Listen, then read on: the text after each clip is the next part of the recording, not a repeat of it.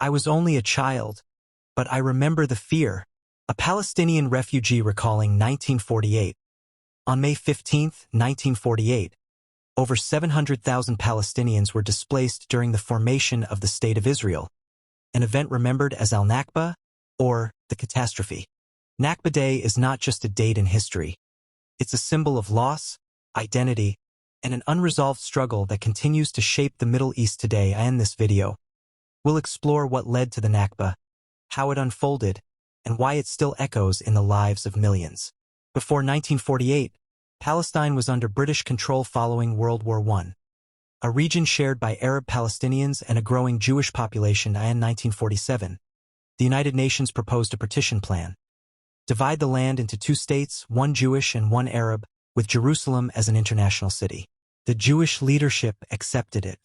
Palestinian Arabs and surrounding Arab nations rejected it, seeing it as an unjust division of their homeland.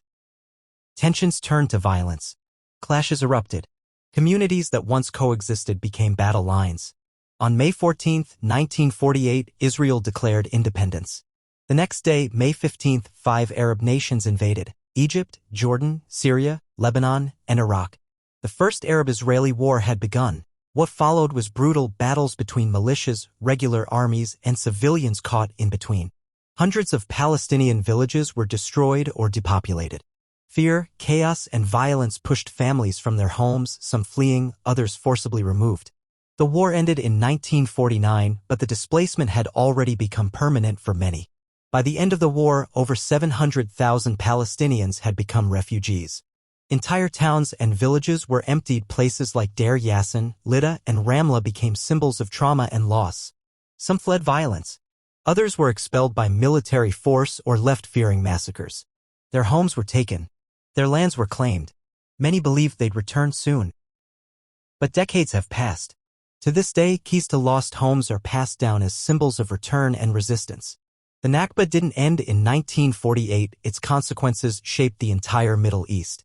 Today, millions of Palestinians remain refugees in the West Bank, Gaza, Lebanon, Syria, and Jordan. Their right of return is a central demand and a major point of conflict in peace negotiations. For Palestinians, the Nakba is a defining part of identity, a story of exile, struggle, and resistance.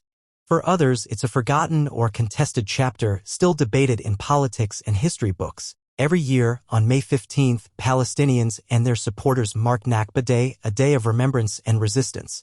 In cities across the world, protests, marches, and speeches take place to honor those who lost their homes and to demand justice. It's a day to remember, but also a day to call for the recognition of Palestinian rights, the right to return, the right to self-determination. The Nakba is a story of loss, resilience, and the enduring struggle for justice. It's a chapter of history that continues to shape not just the Palestinian people but the entire Middle East.